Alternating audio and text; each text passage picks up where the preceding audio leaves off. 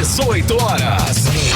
Notícias de Manaus, Amazonas, Brasil e do mundo. Agora na Mix. Boa noite pra você que está ligado na 100,7. Boa noite pra você na sintonia certa. 6 horas em ponto em Manaus. Vamos juntos com você até às 7 da noite. Mais uma edição do 18 horas. Hoje é quinta, hein? Quinta-feira.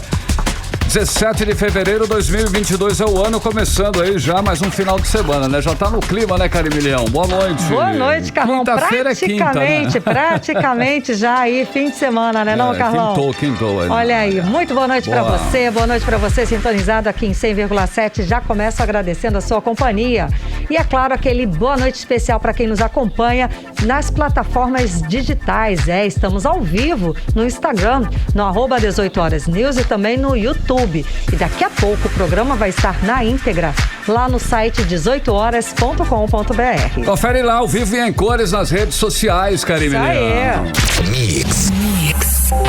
Vamos conferir agora os destaques do programa 18 horas desta quinta-feira. Câmara Municipal de Manaus compra açúcar e café com preço 82% acima do praticado no mercado. Deputado denuncia falso desconto do IPVA 2022 oferecido pelo governo do Amazonas, que primeiro aumentou o imposto em 22,49% para depois conceder 20%. O governo do Amazonas deixa os professores da UEA sem reajuste salarial, mesmo com um orçamento de mais de 500 milhões de reais para a universidade. 6 horas e 2 minutos, essas e outras notícias, os principais destaques do dia. Você confere a partir de agora mais uma edição do 18 horas aqui no Melhor Mix do Brasil. 18 horas. Olha só, a compra superfaturada de café e açúcar feita pelo presidente da Câmara Municipal de Manaus, Davi Reis, vai ser investigada em inquérito civil pelo Ministério Público, Karine. Pois é, Carlão, a Câmara Municipal diz que a compra foi feita dentro da lei, que já prestou informações para o Ministério Público. Mas o valor pago pela compra e pelo café e o açúcar são 82% maior do que o praticado no mercado. Vamos conferir os detalhes agora na reportagem de Odiné Araújo. O presidente da Câmara Municipal de Manaus, Davi Reis, que é filho do secretário municipal de Limpeza Pública, Sabá Reis, é alvo de inquérito civil aberto pelo Ministério Público do Amazonas para investigar supostas irregularidades no processo licitatório para a compra de café e açúcar para a Casa Legislativa de Manaus, realizada no ano passado. Além de Davi Reis, a Promotoria de Justiça especializada na defesa e proteção do patrimônio público estende o inquérito à empresa Aécio Oliveira e Companhia Limitada, contratada para fornecer os produtos. As informações constam no Diário Oficial do Ministério Público de ontem. A investigação é baseada em reportagem publicada pelo site Amazonas Atual, do dia 24 de junho do ano passado. Segundo a reportagem, a empresa vencedora do pregão forneceria açúcar e café por um ano a preços cobrados pelos produtos bem acima do valor praticado nos mercados de Manaus. Segundo a reportagem, por um pacote do açúcar cristal da marca Itamaraty, a Câmara Municipal pagaria R$ 5,83 e por 250 gramas de café da marca Quimimo, a casa pagaria R$ 7,75. Acontece que na época os preços mais caros dessas mesmas marcas custavam R$ 3,69 o açúcar e R$ 5,95 o café. Nesse comparativo, a Câmara Municipal de Manaus pagou 82% a mais no preço do açúcar e 36% a mais no valor do café. Conforme esses valores, o cafezinho dos vereadores de Manaus vai custar ao cidadão da capital R$ 83.400. São 4.200 quilos de açúcar que vão sair por R$ 24.500, além de 1.900 quilos de café que custarão R$ 58.900. Em seu despacho, a promotora de justiça, Vandete Oliveira, pediu da Câmara Municipal de Manaus cópia integral do processo administrativo referente à compra do açúcar e do café. E ela ainda pede que se requisite a Cefaz cópia das notas fiscais de entrada e saída da empresa vencedora do processo. Por meio de nota, a Câmara Municipal de Manaus destacou que toda e qualquer aquisição realizada pela casa de produtos e serviços segue estritamente o que determina a legislação. Ainda segundo a nota, a Câmara já prestou informações ao Ministério Público e está à disposição disposição para novos esclarecimentos. Odneia Araújo para o 18 horas. Você está ouvindo 18 horas. Bom, e é aquela sensação, né, gente, que finalmente os desmandos do presidente da Câmara Municipal, Davi Reis, começam a ser investigados. Essa é a primeira denúncia de uma série que começa a ser investigada pelo Ministério Público. O atual presidente age como se o dinheiro da Câmara fosse da sua conta pessoal, dispensando licitação, fazendo contratos suspeitos e sem necessidades urgentes. Vamos lembrar aí das denúncias, né? São as mais variadas possíveis.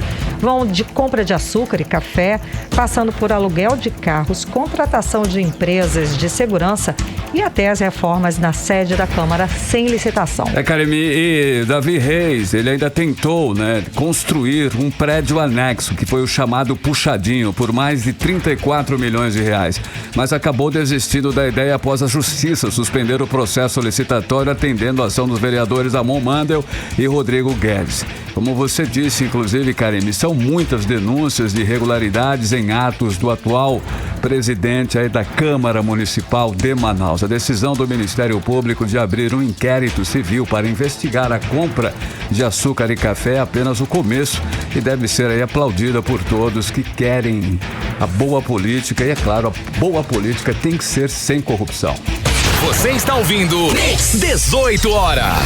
Gente, o direito ao passe livre estudantil virou um tormento na vida dos manauaras, tá? Isso tudo porque, pela confusão, gerou o quê? Aglomeração, filas gigantescas e muita confusão que estão sendo registradas diariamente no Sindicato das Empresas de Transporte e Passageiros do Estado, o Sinetran. Karime, recebemos inclusive denúncias de estudantes que garantem, olha só, ter feito o agendamento 48 horas antes do atendimento, mas ao chegar à sede do Sinetran, estão encontrando inúmeras dificuldades. Nós vamos saber os detalhes desses problemas aí com a repórter Nathalie Moraes. Uma pane no sistema do passe livre estudantil causou filas, aglomerações e confusão na sede do Sinetran no centro aqui da capital. O caos foi registrado em vídeos feitos pelos estudantes que viralizaram nas redes sociais.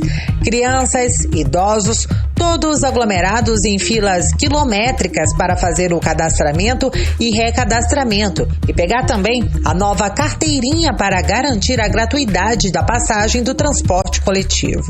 Segundo os usuários do transporte público, as filas foram provocadas pela demora no atendimento e a insuficiência de funcionários para atender a alta demanda, o que é habitual neste período do ano.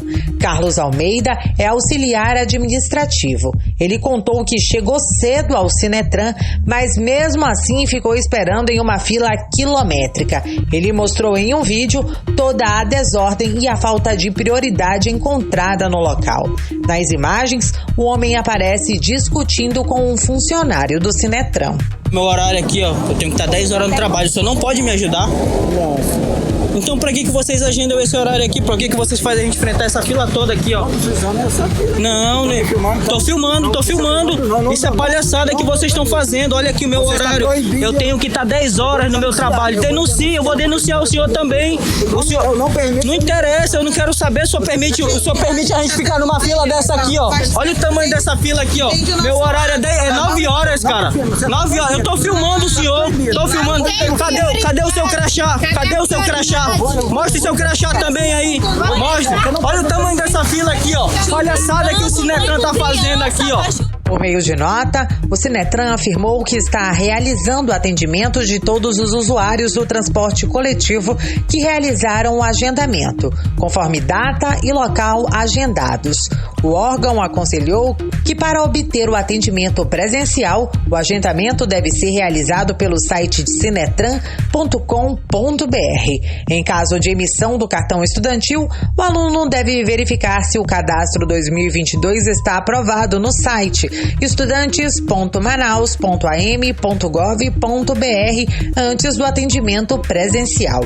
E para tentar suprir a alta demanda, o Sinetran informou ainda que ampliou o horário de atendimento presencial de segunda a sexta dos postos da sede ao lado do Terminal 1 de integração será de 7 da manhã até às 18h30 e no posto Shopping Felipe Dal de 8 da manhã às 18 horas. Nathalie Moraes para o 18 horas. Você está ouvindo 18 horas. Olha só, o governo do estado faz pouco caso de recomendação do Ministério Público e deixa as pessoas com deficiência no interior do Amazonas sem documento que dá acesso a vários benefícios. Pois é, Carlão, e segundo o governo do Amazonas, a culpa está na pandemia, na cheia histórica e na internet lenta. Pois é, mas o Ministério Público abriu investigação sobre essa falta de emissão dos documentos. Inclusive, a Promotoria de Justiça diz que, pelo ritmo de emissão das carteiras, a secretaria responsável pelos documentos vai levar até 46 anos para atender as mais de 58 mil pessoas com deficiência em todo o estado. A repórter Odinei Araújo tem os detalhes. O governo do Amazonas, por meio da Sejusc, a Secretaria de Justiça, Direitos Humanos e Cidadania, está sendo investigado pela Promotoria de Justiça de Defesa dos Direitos Humanos, da pessoa idosa e da pessoa com deficiência.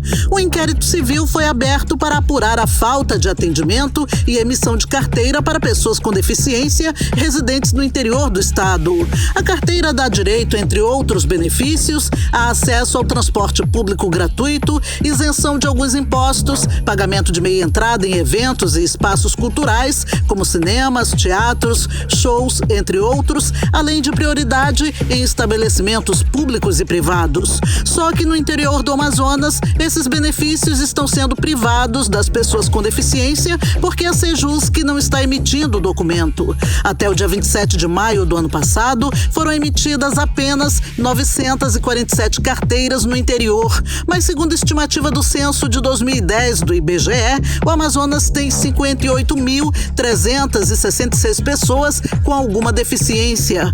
O promotor de justiça, Vitor Fonseca, disse que na velocidade em que as carteiras das pessoas com deficiência são emitidas pelo governo, a contemplação de todos os 58 mil que precisam dela no Amazonas se daria em 46 anos. Por isso, ele, que é o titular da Promotoria de Justiça de Defesa dos Direitos Humanos da Pessoa Idosa e da Pessoa com Deficiência, publicou no Diário Oficial do Ministério Público desta semana a determinação para investigar desde o processamento e a entrega dos pedidos de cadastro de pessoas com deficiência para a expedição da carteira. Em seu despacho, o promotor levou em consideração o desdobramento de um processo administrativo instaurado anteriormente para acompanhar a liberação do documento por parte do governo, mediante recomendação feita anteriormente pelo Ministério Público e não acatada pelo Estado.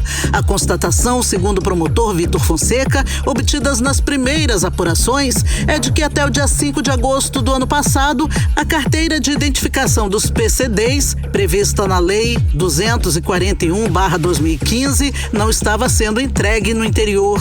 Vitor Fonseca informou que a Sejusc apresentou um cronograma de emissão de carteiras de PCDs no interior a partir de março do ano passado, mas a programação não foi cumprida e a Sejusc só entrega a carteira em Manaus. Por causa da omissão da Sejusc, foi expedida uma nova recomendação em outubro do ano passado para a liberação do documento no prazo de 90 dias. Só que quase 120 dias depois, o governo não emitiu as carteiras. Ainda conforme o despacho do promotor, em resposta à recomendação de outubro do ano passado, a Sejusc enviou e-mail somente no dia 9 deste mês, dizendo que o atraso na emissão das carteiras está relacionado à pandemia da Covid-19, a cheia histórica de 2021, a escassez de recursos e a limitação de conexão de internet. O 18 Horas tentou ouvir a Sejusc e o governo do estado sobre o porquê da não emissão das carteiras para pessoas com deficiência, mas até o fechamento da reportagem, eles não enviaram resposta. Odinei Araújo para o 18 Horas. Você está ouvindo 18 horas.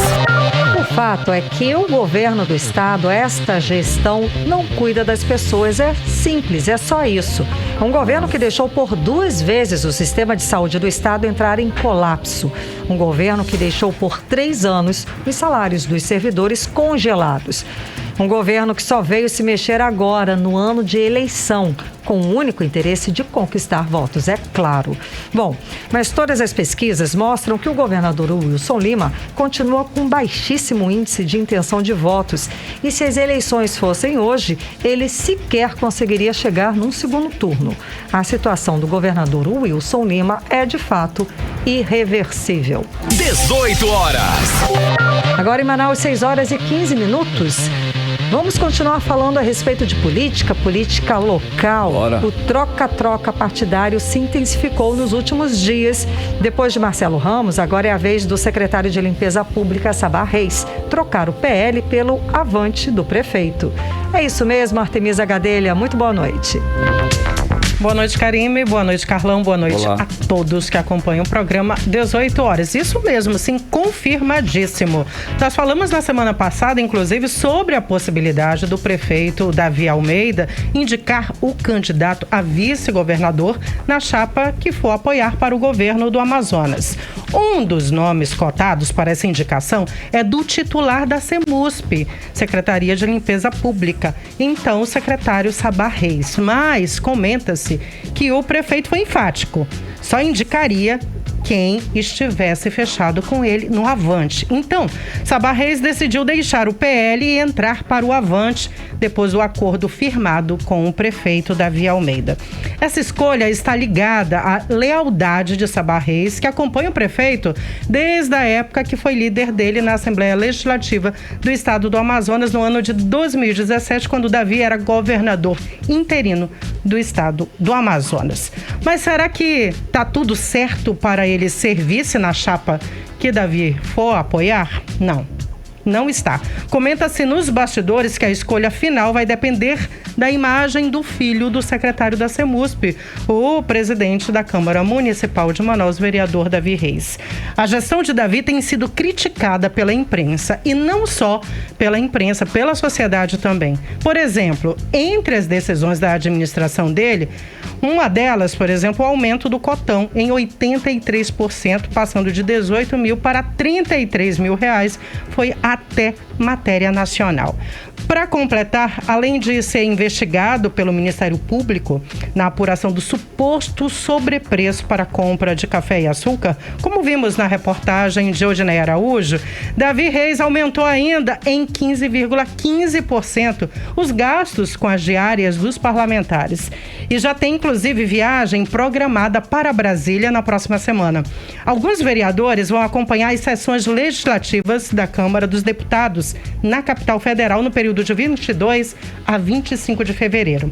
E aí vem uma situação bem estranha. A Casa Legislativa não divulga os valores das passagens aéreas pagas aos parlamentares, apenas as diárias. Bom, nenhum documento no portal da transparência está disponível para consulta. Bem estranho. Então, até setembro de 2021, foram gastos na gestão de Davi Reis R$ 90.427,29. Na gestão anterior, que é do vereador Joelson Silva, no ano todo de 2019, foram gastos R$ 78.523. Nessa situação, Karime, Carlão e ouvintes, falta aí no mínimo transparência, não é mesmo? Além disso, não podemos esquecer que ainda estamos numa pandemia. Pode até ser legal todos esses aumentos, mas para a sociedade isso é imoral. E ainda falando da Câmara, hoje teve audiência com a Amazonas Energia. O vereador William Alemão, do Cidadania, subiu à tribuna para reclamar do corte de energia, sabe aonde? Na casa dele.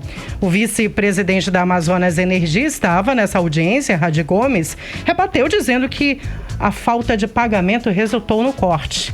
Alemão disse que pagou a conta nessa quarta-feira, 16 de fevereiro, dia que a concessionária interrompeu o fornecimento.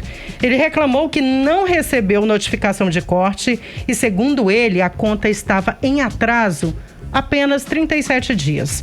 parlamentar mostrou também um vídeo no qual tentava falar com o serviço de atendimento da concessionária, mas não conseguiu. Segundo o vice-presidente, o aviso de corte agora vem na fatura da conta de energia. Karime Carlão. Artemisa, complicado. Olha só, a campanha eleitoral ainda nem começou e já estão pipocando por aí as fake news, né? E é claro que todas elas têm um interesse pessoal por trás, não é isso? Elas são tendenciosas, estão por aí, estão sendo bombardeadas por todos os lados. Quais você destacaria nesses últimos dias aí, Artemis, dessas fake news que estão por aí? Está pipocando mesmo, viu, Carlão? Vou destacar algumas. Começando pelas diversas informações desencontradas aí sobre a filiação do pré-candidato ao governo do Amazonas, Amazonino Mendes. Alguns veículos chegaram a afirmar que Amazonino estaria em negociação com o PT, que inclusive o ex-governador teria uma reunião marcada com Lula na próxima semana. Amazonino não confirma essas informações e nem a assessoria de comunicação dele. Pessoas próximas ao pré-candidato ao governo do Amazonas, que lidera todas as pesquisas de intenção de voto, afirmam que ele fechou com União Brasil e deve confirmar no máximo até início de março. Outro que não escapou foi o vereador Amon Mandel. Desde quarta que o nome dele vem sendo aí ligado a uma possível aliança com o governador Wilson Lima. Eu conversei com ele essa tarde. Ele desmente essa informação. Vamos ouvi-lo. Tenho sido alvo de várias fake news na tentativa de manchar o meu trabalho, mas isso não muda nada, não me abala. Eu sigo pautando a minha atuação parlamentar com transparência e seriedade e a população sabe quem está com a verdade. Você está ouvindo 18 horas. E hoje a sessão da Assembleia Legislativa do Amazonas começou com 30 minutos de atraso. Sabe por quê? Por falta de quórum. Ou seja, por causa da ausência de parlamentares. Estão em campanha. Exatamente. Pois, hein? E ontem também, não foi só hoje, a Assembleia não deliberou a pauta da ordem do dia novamente por falta de quórum. Segundo o regimento interno da Assembleia, é preciso 1/5 dos parlamentares, ou seja, um número mínimo de 5 deputados para iniciar a sessão plenária. Acreditem, não compareceram nem 5 deputados. Ao todo, temos 24 deputados. Hoje teve quórum. Depois de 30 minutos, estavam presentes os deputados Adjunto Afonso, Álvaro Campelo, Carlinhos Bessa, delegado Péricles, Serafim Correia e o Wilker Barreto. 6 deputados, hein? Estamos no ano eleitoral e, pelo visto, os deputados estão mais preocupados em fazer pré-campanha. Muitos estão acompanhando, inclusive, a agenda do governador Wilson Lima, sendo que esse não é um papel do parlamentar. Bom, vou falar agora do novo diretório do PROS Amazonas, que anunciou a independência do governo do estado. A nova diretoria do partido assumiu nessa quarta. O PROS compunha a base aliada do governador Wilson Lima e agora declarou independência de atuação e o seu desligamento do grupo do governador. O cientista político Henrique Cardoso Oliveira é um novo presidente do PROS Amazonas. E para finalizar, que tal um salário aí de R$19 mil, Karime Carlão? Olha, eu quero. Quem não quer? Mais precisamente, R$19.780,89. Seria para cargos comissionados de assessor jurídico, de subprocurador-geral de Justiça no quadro de pessoal do Ministério Público do Amazonas. O procurador-geral de Justiça, Alberto Nascimento Júnior, enviou o projeto de lei à Assembleia Legislativa do Estado do Amazonas para a criação de 10 cargos. O argumento dele é que a estrutura de pessoal do Ministério Público encontra-se muito aquém de suas necessidades atuais. Então, o assessor poderia estar ganhando aí mais de R$19 mil, Karime Carlão. Tá pra ti, Artemisa, é isso aí. Muitíssimo obrigada pelas informações, Artemisa Gadelha. Boa noite, bom trabalho. Ótima noite para vocês também. 6 horas e 24 minutos, você no melhor mix do Brasil. 18 horas. Olha só, e ainda hoje, hein? Aqui no 18 horas, metade do dobro. Deputado denuncia falso desconto do IPVA oferecido pelo governo do Amazonas. Nosso assunto em instantes. Mix. E agora, hein? Agora nós vamos conferir a previsão do tempo e temperatura para hoje. Hoje é quinta-feira, já começando o final de semana, hein? Vamos saber então, tempo e temperatura com ela, Karime Leão. Previsão do tempo. Carlão, e a previsão é de chuva, viu? Pelo menos 80% de chances de chuva, segundo informações aqui do Clima Tempo. E é claro, deve chover durante a noite e a madrugada. A mínima prevista é de 25 graus, a máxima pode chegar a 32 graus. A umidade relativa do ar fica entre 53% e 97%. E chove também, realmente chove muito. A chuva que atingiu Manaus hoje à tarde causou transtornos pela cidade. A Defesa Civil do município registrou 10 ocorrências, como deslizamentos de barrancos e riscos de desabamento de casas. No total foram registrados 4 deslizamentos de barrancos, 3 ameaças de desabamento de casas, 1 risco de desabamento de rip-rap e o rompimento de um bueiro. Conforme a Defesa Civil, os casos foram registrados em bairros de diferentes zonas da cidade, como Alvorada, Zumbi e centro da cidade. Isso até às 5 da tarde. Olha o Rio Negro, hein? O nível do Rio Negro subiu mais 2 centímetros de ontem para hoje. Registra agora lá no Porto de Manaus a marca de 23 metros e 94 centímetros. Você está ouvindo 18 horas. Deputado estadual Ricardo Nicolau afirma que o desconto de IPVA oferecido por Wilson Lima é um falso desconto, Karime. Olha pois aí. É, Carlão, porque, segundo o deputado, ele explicou o seguinte: o governo realmente ofereceu 20% de desconto do IPVA para este ano. Só que no ano passado, o próprio governo do Amazonas aumentou esse IPVA em 22,49%. O deputado afirma que esse desconto de 20% foi uma medida eleitoreira até. Vamos entender melhor essa história agora na reportagem de Hector Silva. O deputado estadual Ricardo Nicolau, do PSD, que é presidente da CAI, Comissão de Assuntos Econômicos da Assembleia Legislativa do Amazonas, acusou o governador Wilson Lima de enganar 490 mil proprietários de veículos com um falso desconto de 20% no valor do IPVA, Imposto sobre a Propriedade de Veículos Automotores, para o ano de 2022. O parlamentar disse que a constatação se deu após obter informações em audiência pública com a Cefaz, Secretaria de Estado da Fazenda, nesta semana. Segundo Nicolau, na semana passada, o governador Wilson Lima, do PSC, anunciou um decreto com a concessão de 20% de desconto no IPVA desse ano.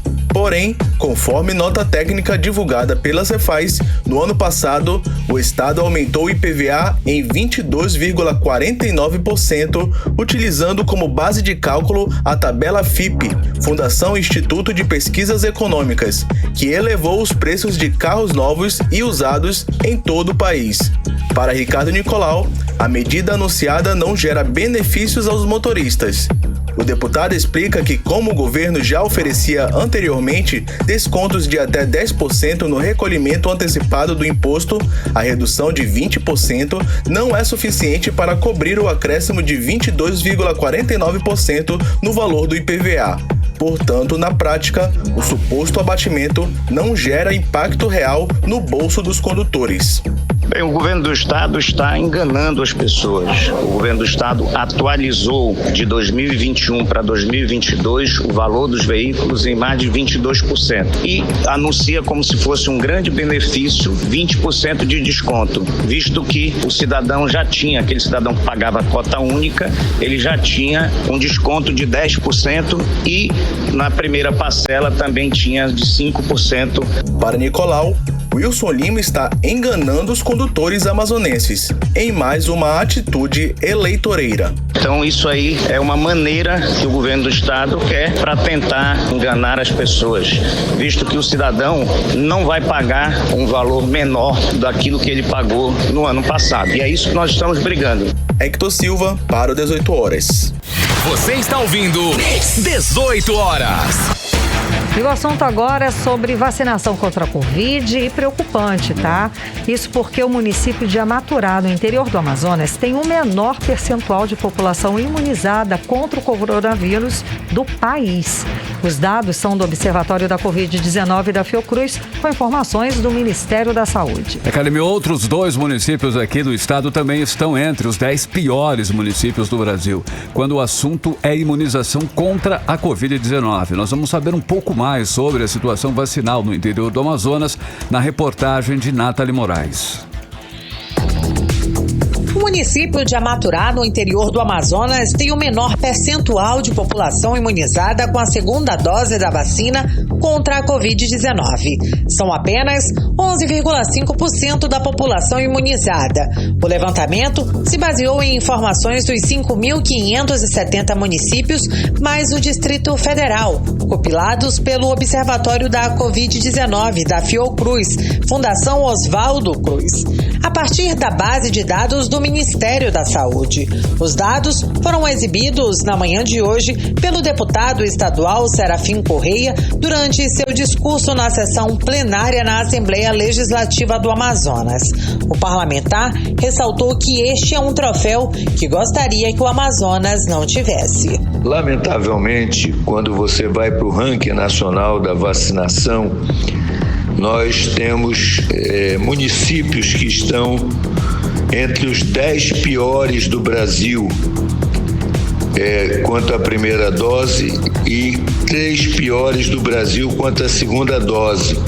O Maitá é o pior município do Brasil em vacinação. Isso é uma marca muito ruim para o Amazonas. Eu mostrei esses dados da tribuna e apelei para que o secretário de Saúde, que é o coordenador do SUS no estado, estabeleça canais com esses municípios no sentido de que eles refaçam as suas estratégias, porque um município que só vacina 11% da sua população, ele está no projeto de antivacina, e o que nós temos que ter é vacinação. No top 10 de municípios com a menor cobertura vacinal da primeira dose, Amaturá ocupa o 5º lugar, com 26,2% da população vacinada. Já Santa Isabel do Rio Negro ocupa o 6º lugar, com 27% de pessoas imunizadas. Enquanto alguns estados já falam na 4ª dose da vacina, o deputado Serafim Correia chamou a atenção para a desigualdade de imunização aqui no nosso estado. Se nós tivermos uma onda mais forte e essa onda chegar a esses municípios, vai ter um efeito devastador, porque, por exemplo, um município que tem 11% da população vacinada significa dizer que 89% da vacinação não alcançou a população. Vale destacar que a vacina é a principal arma para vencermos a pandemia. Segundo o boletim epidemiológico da Fundação de Vigilância em Saúde do Estado, divulgado nesta quarta-feira, foram identificados 1.075 novas infecções por Covid-19 nas últimas horas. Há 179 pacientes internados em Manaus, sendo 88 em leitos clínicos e 90 em unidades de terapia intensiva e 1 está na sala vermelha. Nathalie Moraes para o 18 horas. Você está ouvindo 18 horas.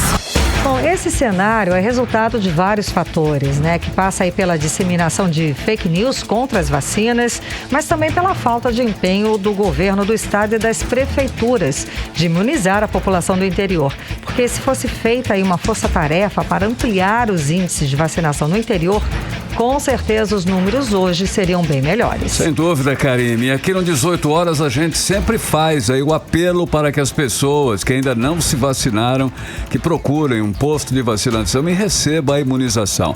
Vacina salva, vacina evita aí os sintomas graves da Covid e evita, é claro, a morte. Todos os números mostram a eficácia da vacina. Não acredite em fake news e vacine-se. Pois é, Carlão, a gente tem números, tem um balanço aí real para comprovar essa eficácia das vacinas.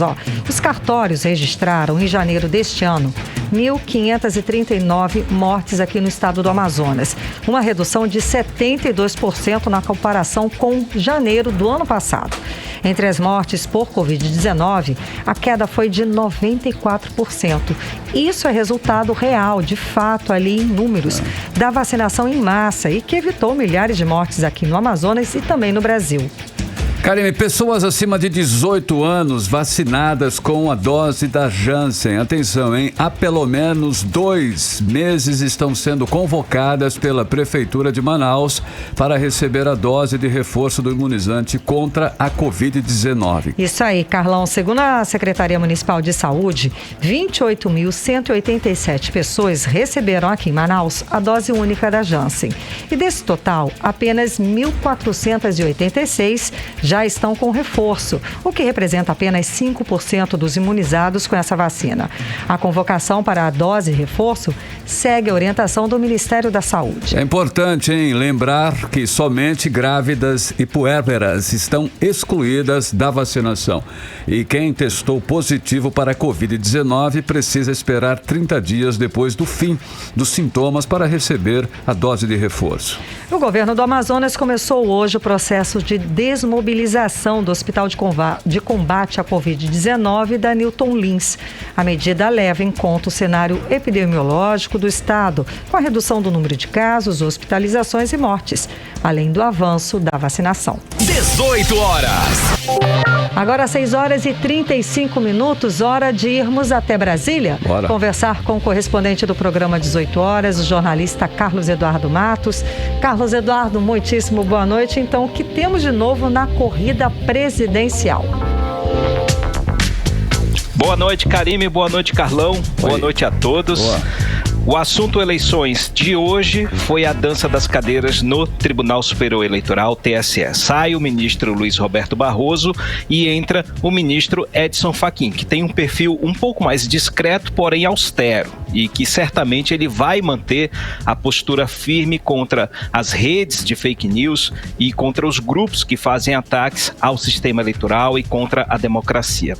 Hoje ele disse que vai buscar o diálogo, mas não vai tolerar os intolerantes, porque as mãos dele estarão estendidas e vai esperar reciprocidade. Foi o que ele disse.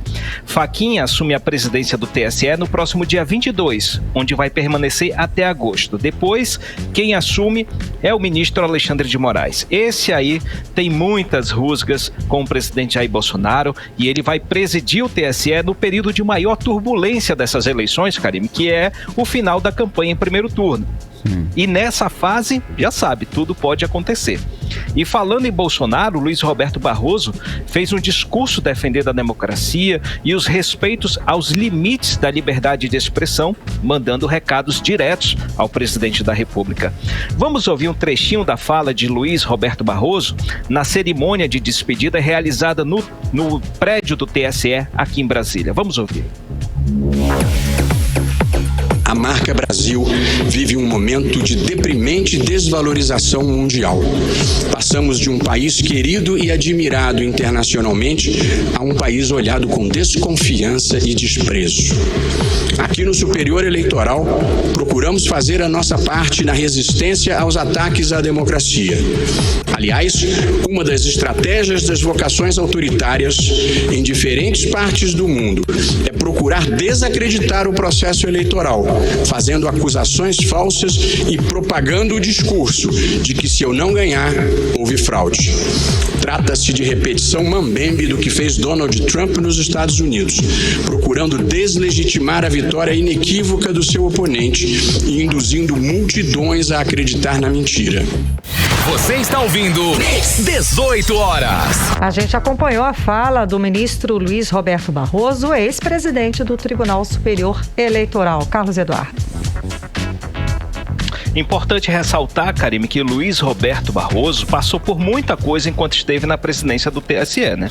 Durante a gestão dele aconteceram manifestações contra o voto impresso e auditável, houve tentativas de invasão ao prédio do TSE, ele foi alvo de pedidos de impeachment por parte de parlamentares, enfim. É claro que esses ataques vão continuar e eles vão aumentar nos próximos meses. Mas o recado de hoje foi bem claro. Os grupos extremistas não vão ter vida mansa a partir de agora, nem com a chegada de Edson Fachin. Karime, Carlão. Ei, Carlos Eduardo, confirma essa informação. É verdade que o deputado federal Eduardo Bolsonaro, que é o filho do presidente, o Jair Bolsonaro, agora ele está fazendo parte da bancada evangélica? Confirma? Real? Confirma, Carlão. O deputado federal Carlos Bolsonaro, filho 03 do presidente da República, agora é membro da diretoria da Frente Parlamentar Evangélica do Congresso Nacional. Ele assumiu a função de primeiro secretário, que é um posto de influência dentro dessa bancada. Outro que também assumiu chefia nessa frente parlamentar é o deputado Hélio Negão, na função de tesoureiro. Esse foi um movimento de aproximação ainda maior entre o núcleo bolsonarista e a bancada evangélica no Congresso, que hoje corresponde a 282 parlamentares. É um número bastante expressivo que, além de representar força de manobra política nas votações de interesse do governo, esse grupo rende o apoio de milhões de fiéis das igrejas evangélicas de todo o país ao presidente Jair Bolsonaro. O Amazonas tem um integrante, o deputado federal Silas Câmara, do Partido Republicanos, líder da Igreja Evangélica Assembleia de Deus e que continua sendo uma liderança bastante forte dentro da bancada evangélica do Congresso Nacional. Essa movimentação, Carlão, é para trazer de volta os fiéis decepcionados com o presidente da República. Esse público evangélico é muito importante porque acompanha de perto a política nacional, conforme aponta uma pesquisa do Instituto HC7. Essa pesquisa diz que 52% dos eleitores evangélicos são muito interessados em assuntos relacionados às eleições presidenciais. E ainda falando sobre Frente Parlamentar Evangélica, ela se movimentou elegendo um novo presidente, que é o deputado federal Sóstenes Alencar, do estado do Rio de Janeiro. Ele, que é apoiador fervoroso de Jair Bolsonaro, convidou o deputado Eduardo Bolsonaro para fazer parte da diretoria com o objetivo de trazer mais membros para a frente parlamentar. A bancada evangélica, Carlão, teve hoje uma vitória importantíssima, viu? Que foi a promulgação da emenda parlamentar que concede isenção de IPTU para templos religiosos. E não se trata só de igrejas evangélicas não, viu? As igrejas católicas, os centros espíritas, as outras vertentes religiosas também se saíram bem nessa.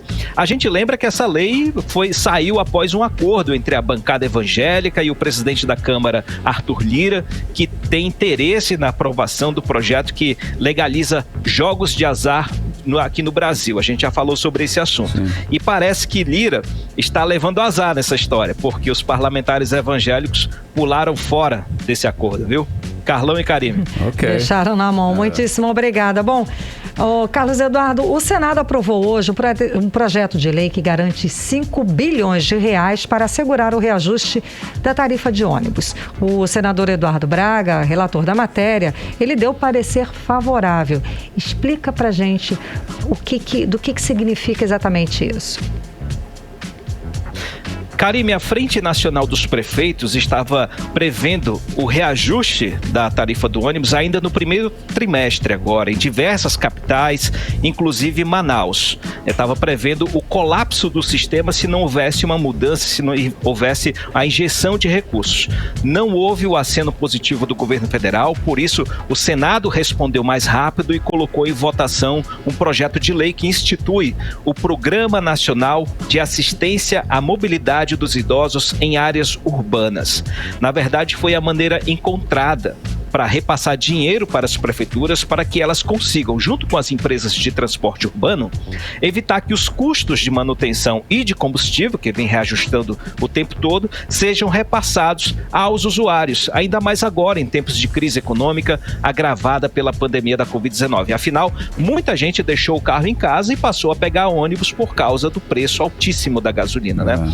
A ideia do projeto, Karime, é repassar 5 bilhões de reais por ano para custear ampliar a gratuidade do transporte público para pessoas com mais de 65 anos. O relator dessa matéria, no Senado, foi Eduardo Braga, do MDB, que fez uma mudança no texto do projeto, sugerindo que parte dos recursos do royalties do petróleo sejam passados para financiar esse programa que tem validade de 3 anos. Vamos ouvir o senador Eduardo Braga, que explica um pouco sobre essa questão de usar os royalties do petróleo para incentivar o transporte de idosos e diminuir ao mesmo tempo as perdas do transporte coletivo. Vamos ouvir. Nós estamos apontando um recurso de royalties no momento em que o barril de petróleo está em torno de $100 e quando que a estimativa que o governo vinha trabalhando era de $45. Isso tudo aponta para um excesso de arrecadação no royalties de petróleo que não impacta, obviamente, o custo dos combustíveis, porque o royalty é sobre o óleo produzido de petróleo, sobre o gás natural produzido do petróleo. Esses impostos são importantes para a União, para o Estado e para os municípios e creio que durante 3 anos eles terão uma função fundamental. Entendemos nós de que apontarmos um valor fixo de R$5 bilhões através dos royalties no ano de 2022, 2023 e 2024 não implicará em prejuízos a demais setores, seja educação e saúde principalmente. Você está ouvindo 18 horas. A gente conferiu agora a fala do senador Eduardo Braga. Carlos Eduardo. Karime, ele explica que esse dinheiro vem dos royalties e não do orçamento público. Sim. Para financiar esse repasse de 5 bilhões para o transporte público. Agora, esse projeto de lei foi encaminhado para a Câmara dos Deputados. Se for aprovado por lá, segue para a sanção presidencial. É importante que esse projeto seja aprovado para evitar um caos, o colapso do sistema de transporte coletivo nos próximos meses. Volto com vocês, Karime e Carlão. Valeu. Boa noite, muitíssimo obrigada pelas informações, Cadu. Um abraço, tchau. Até amanhã. 6h46, você no melhor Mix do Brasil. 18 horas. Olha, Karime, agora nós vamos falar de uma situação triste que a gente vê, inclusive, diariamente, todos os dias, sempre, constantemente nas ruas da cidade.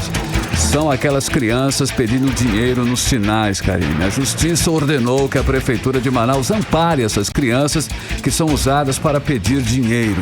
A determinação é do Juizado da Infância e da Juventude do Tribunal de Justiça do Amazonas. São cenas terríveis, lamentáveis e que a gente fica com o coração apertado, né, Carlão? Não tem como. Bom, essa ordem também inclui, essa ordem judicial inclui também a Secretaria Municipal da Mulher, Assistência Social e Cidadania, que deve realizar o atendimento de crianças e adolescentes em situação de mendicância e de exploração para o trabalho. Ainda de acordo com a Justiça, o município deve promover acolhimento institucional e inserção da família em programas de assistência social. Olha, a medida pretende garantir direitos básicos como saúde, educação, lazer, segurança, entre outros. A sentença é fruto de uma ação civil pública proposta pelo Ministério Público do Amazonas. Vamos conferir mais detalhes agora com o repórter Hector Silva.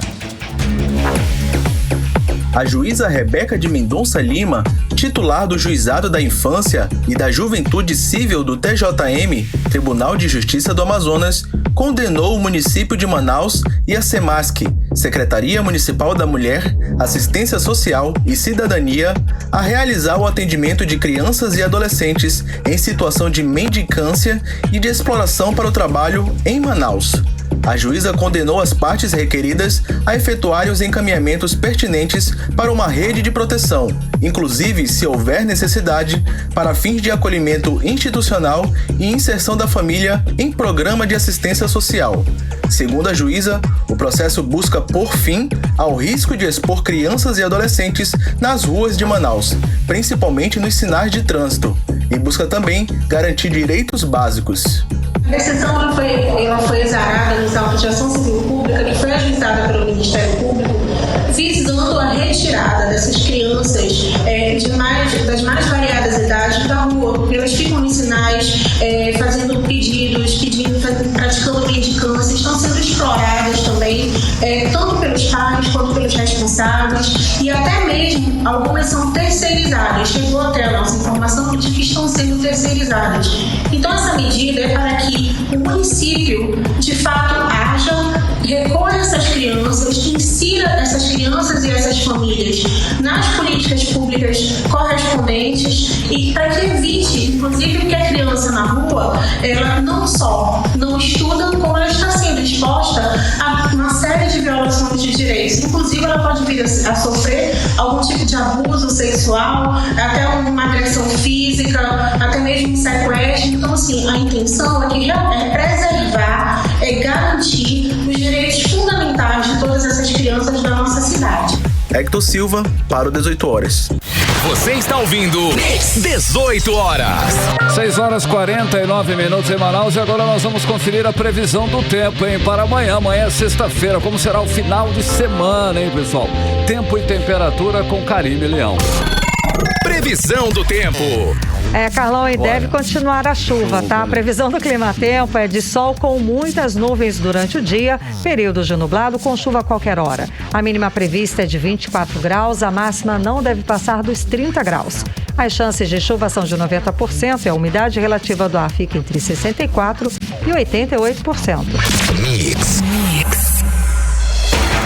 Olha, o ativista da causa LGBTQIA+, Rosinaldo Rodrigues, é encontrado morto em Manaus. Ele estava desaparecido há 9 dias, Karine. Pois é, Carlão. Rosinaldo Rodrigues, ele era muito conhecido por defender não só a causa do LGBTQIA+, aqui no Amazonas, mas também dos direitos humanos como um todo. Segundo o Instituto Médico Legal, a causa da morte foi traumatismo craniano causado por agressões físicas. O repórter Hector Silva conversou com ativistas no estado e conta mais sobre o legado deixado por Rosinaldo Rodrigues.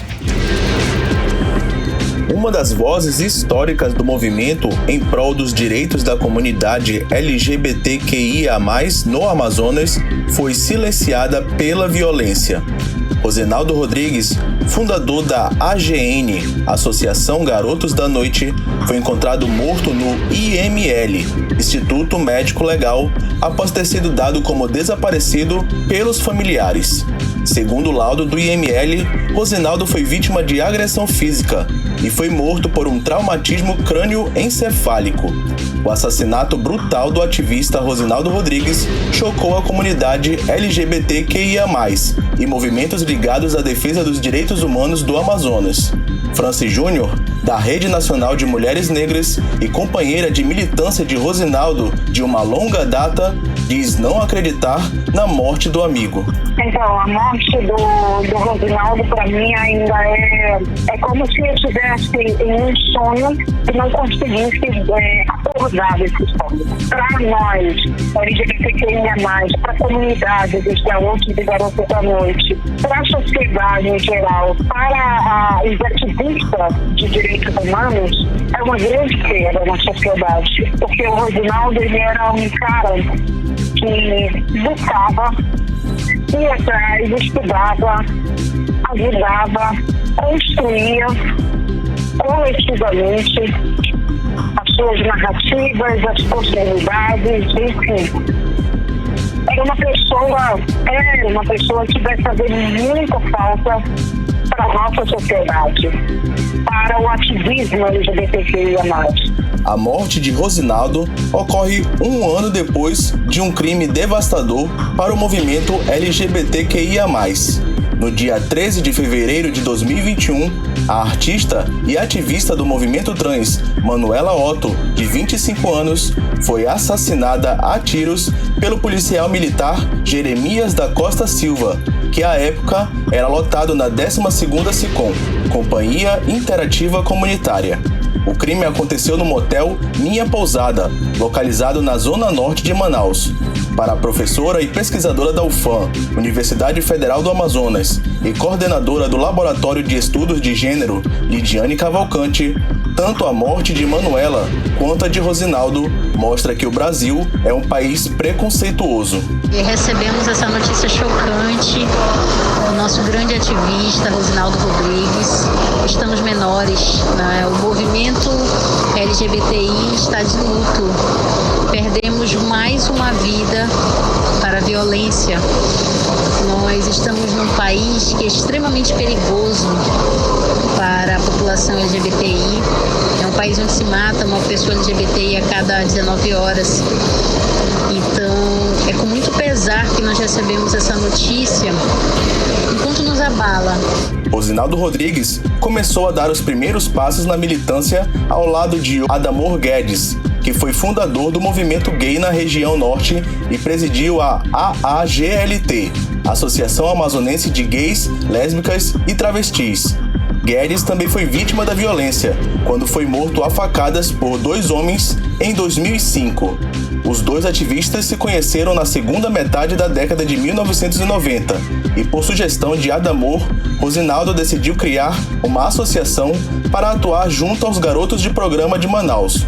Foi aí que surgiu o Garotos da Noite. O projeto atuava junto aos profissionais do sexo, distribuindo preservativos e dando aporte médico a essa população. Hector Silva, para o 18 horas.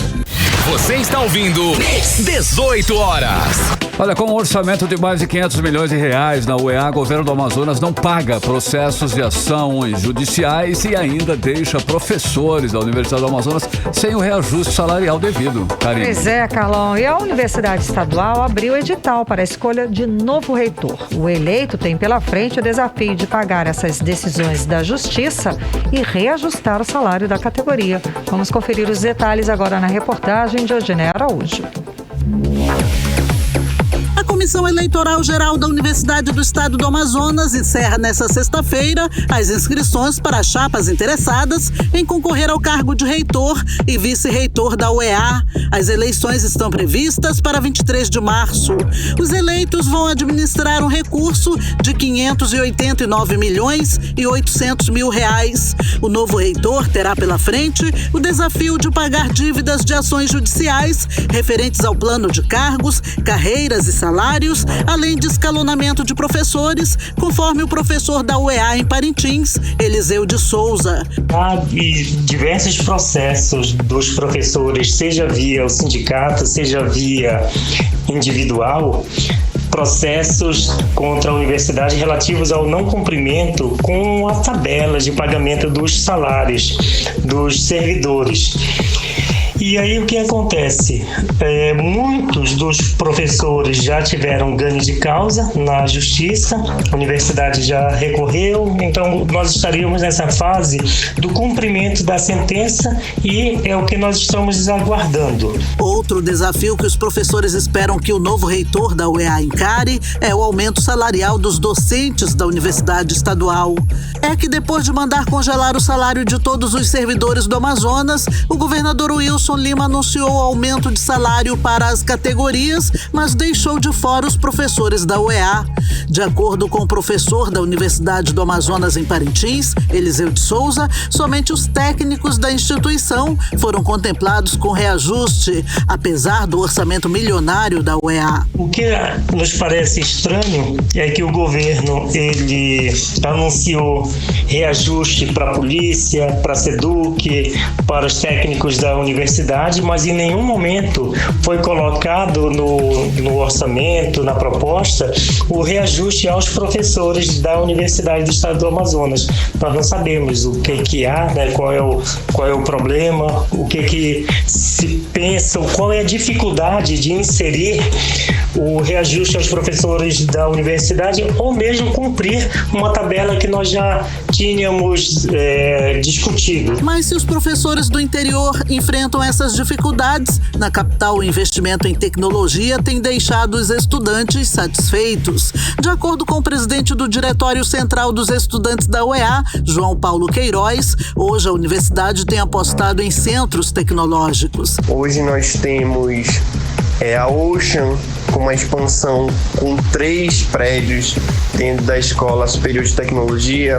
Nós temos também o Centro de Mídias da Saúde, que fica na ESA, que é a unidade de saúde, né? Nós temos hoje na universidade lançando né, estruturas no interior do estado, né, fazendo reformas na unidade, nos nossos RUs principalmente. A Universidade do Amazonas foi criada em janeiro de 2001 pelo então governador amazonino Mendes, com a proposta de oferecer um novo futuro com acesso ao ensino superior aos milhares de jovens do Amazonas. Os recursos da instituição são oriundos, além do governo do estado, do Polo Industrial de Manaus.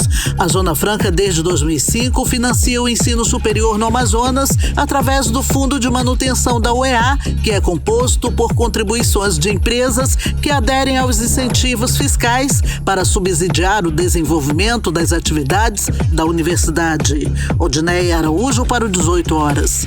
Você está ouvindo 18 horas.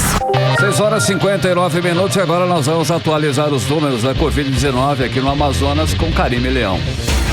Boletim diário Covid-19 do estado do Amazonas traz o diagnóstico de 957 novos casos, totalizando para 566.688 os casos no estado. Ainda de acordo com o boletim, foram confirmadas 7 mortes, elevando para 14.083 o total de mortes aqui no estado do Amazonas. Agora em Manaus, 6 horas e 59 minutos. Seguimos direto para o Editorial 18 horas. Editorial 18 horas. Hoje noticiamos que o Ministério Público do Amazonas abriu um inquérito civil para apurar a denúncia de compra superfaturada em mais de 80% de açúcar e café pelo atual presidente da Câmara dos Vereadores, o Davi Reis. É apenas uma das inúmeras denúncias de irregularidades que pesam contra a atual mesa diretora da Câmara. Davi Reis vem promovendo uma verdadeira farra com os recursos públicos. Aproveitou a pandemia para dispensar licitação à torto e à direito. Usa o dinheiro da Câmara como se fosse seu, esquecendo que as ações, como presidente, devem ser pautadas pela correção, transparência e zelo dos recursos públicos. Age desdenhando da opinião pública. Foi assim quando insistiu em construir um prédio anexo de 32 milhões de reais, mesmo sendo duramente criticado.